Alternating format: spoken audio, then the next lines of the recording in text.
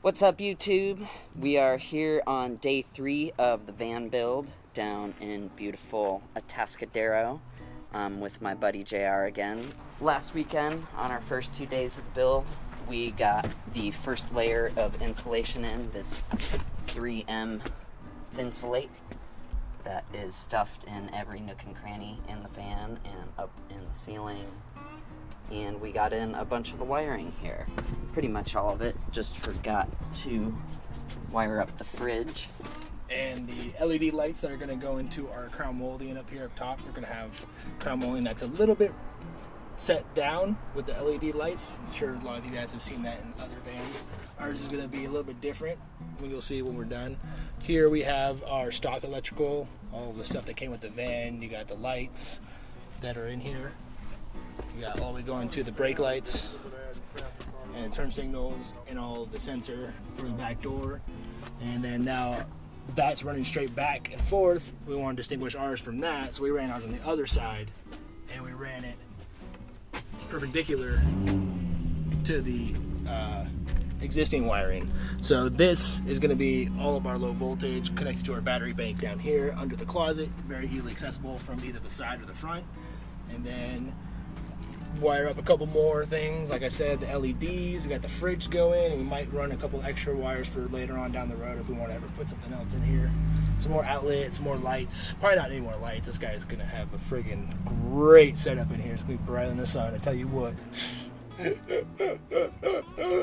We're back here now. We're going to start sanding our birch panels. These, for this, what we're going to do is we're going to use a Makita palm sander, a little square sander here. And we're using 3M sandblaster style sandpaper for professional results. So, pretty easy here. You just want to make sure that you have a nice, even working surface. You got a nice, clean, ready to go respirator or dust mask. I'm going to show you how to load up the palm sander with the basic 3M sandpaper. We're using 120 grit. It's considered a medium grit. You don't want anything too coarse. It's going to take off a lot of wood. You don't want anything too fine because it's going to seal the wood before you have time to put on your sealer. So we're going to sand it, seal it, and then do a couple of coats of sealant, sand it again with the 220 to finish it out. Give it a nice smooth look. So come on in here and I'll show you how to do the sander. So what I like to do, super easy. Take your sandpaper, you take your sander, you kind of line up the edge. You want a little bit of overhang. It's nice because it makes sure you get a nice smooth surface everywhere. You want the width, that's what we're kind of counting on here. So I'm just going to fold this up, make a little crease. Okay, and you follow that crease just all the way down. And since I know I'm going to be probably doing a couple of different times with this grit because I have a lot of plywood, I am going to just cut the other side at the same time. So I just fold this guy over. For now you have your 2 cut points. Take your utility knife, go through the middle. After we made our 3 folds here, go ahead and just take your utility knife and cut right on down that crease. Boom, that's one side. Now let's put it on the middle.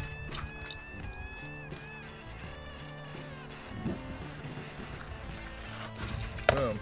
And all you gotta do is fold them in half. Should give you the right size. It's a little oversized. So we'll just fold in half for right now and then you trim it up as you put it on there.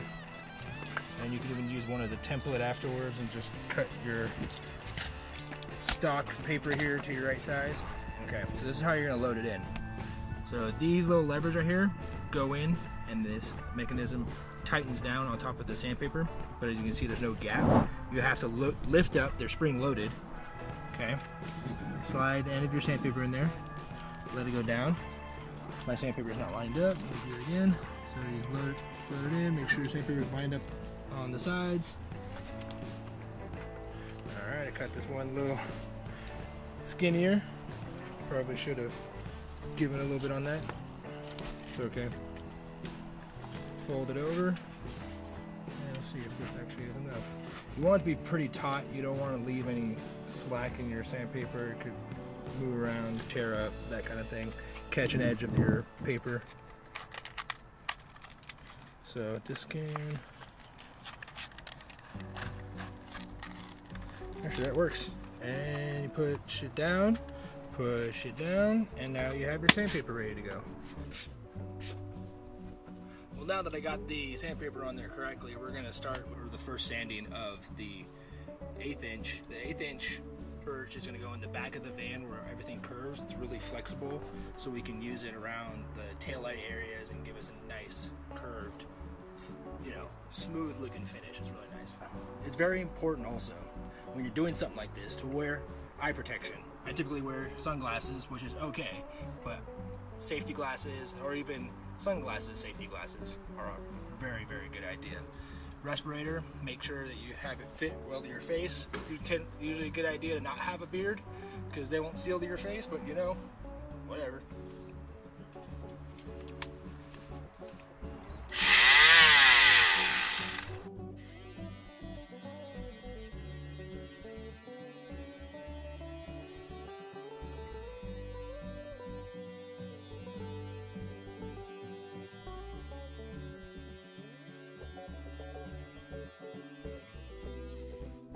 As you may have noticed, I wasn't putting too much pressure onto the plywood. The sander does the work. Just guide it around, kind of give it a nice little shave, and after you're done, you're ready to stain. So I'm gonna go ahead and finish this up. I'll get back with you guys in a little bit here.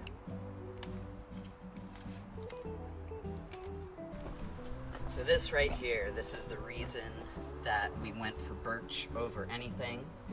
It is just a gorgeous piece of wood here. This grain is, I don't know, I'd never seen anything really like it before, and was looking just at plywood at the store, was gonna go for some basic Luan, and this stuff just like popped so hard, I was like, I gotta spend the extra money and do this right, and get this beautiful birch up on the wall. It's got this kind of like, almost sense of motion to it, like arrows going forward, and so want to put this up on one of the big prominent walls where you're going to see it right as you come into the van, and get that feel, forward motion, and hopefully more space inside. So about to get ready to sand this down, just like we learned from JR before, and then after that's done, I'm going to apply a finish coat on it of some shellac, cut down with some denatured alcohol, and I'll show you how that's done right after I get this sanded down.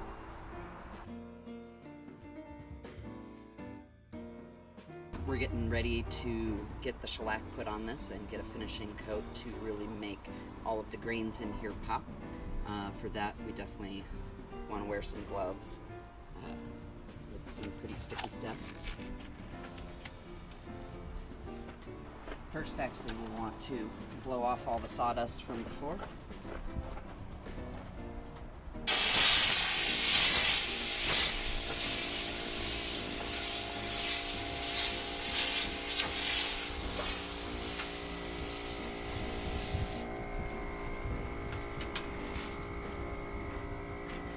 Then we come over here where I've actually already mixed up in a 50-50 denatured alcohol and shellac blend that I was using for some earlier coats. I'm just going to give it a good little mix up here.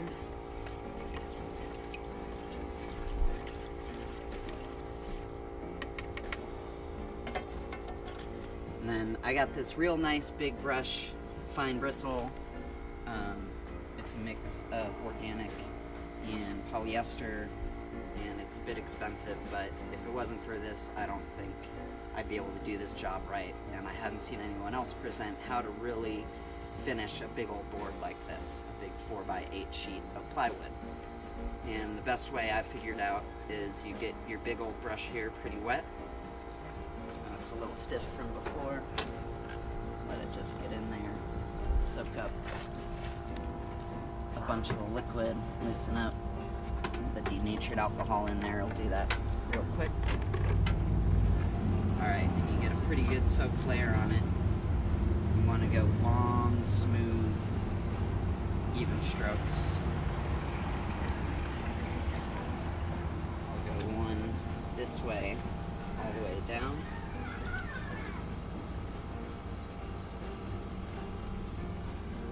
Start getting one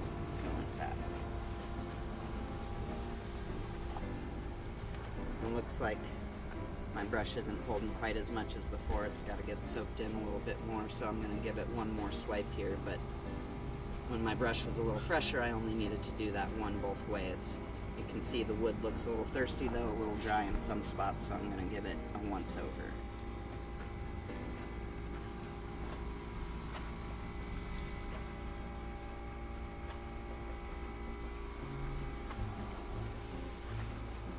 Alright, that's looking pretty good there.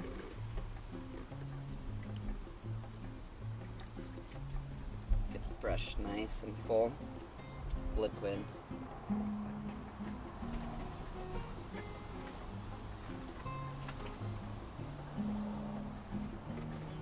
Both sides.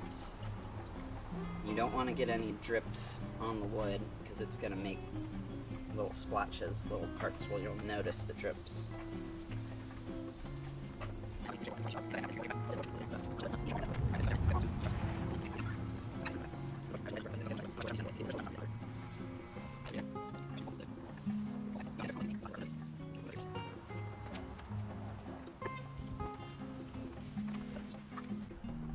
And I forgot to mention, I made this kind of custom header piece. It doesn't look like much because it's just a bunch of 1x put together, but that's going to go up here so we can fur out the header and build our separation bulkhead wall right here straight down. So that's going to give us clearance on the sliding door jamb and the panel behind the driver's seat, and give the passenger a little extra leg room when we're traveling. So stay tuned for that. That's going to be up when we're putting our framing and our 1x up for our backing. And we're also working with the bolt holes that are already in here for installing a wall and door for the cargo van, so we don't have to drill any extra ones into the sheet metal up here. Right, here we go. Okay, you gotta get your holes lined up and get your bolts in there.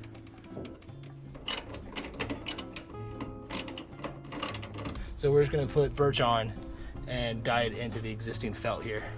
It's gonna look, it'll be all right, because I think we could fur it out here and bring it down. Do a little extra, little work here to kind of curve this piece out. Maybe curve this, actually it doesn't need a curve. And another thing too, when you're doing builds of any sort in a car, van, RV, whatever, do not, and I mean do not assume anything is symmetrical. You will find yourself in a world of hurt. That's something I've picked up on the internet, and I've found, especially doing this header, nothing is symmetrical on this. It may look symmetrical, but you get down to it, it's not. It is all custom, you pay very, very close attention to your detail and what in the hell you are doing. So, tip number 134. So what we're gonna do now is we're gonna build this bulkhead wall right here on the floor. First thing I wanna do is put my top plate in. Technically not a top plate because it's only 1x, but what I did was, in order to follow this contour here, I had to scribe the back of this board with my saw. So all I did was take my circular saw and I set it down to a certain depth, about 1/2 inch, and I started kind of making lines. You make more lines where you want it to bend and be a little more flexible and you know, denser together, and then space them out where you want it to be less flexible, where you want it to be a little more rigid but still have a little bit there. So let's see how this works. Goes right up in here. And bada bing, bada boom. It's not gonna break. So what I'm gonna do for right now, is just kind of tape and glue it into place, and it's gonna kind of just hang. But when I go to put the vertical sticks in, it's gonna push it up, and it's gonna be turned into the arch, and it's gonna follow the ceiling really nicely there.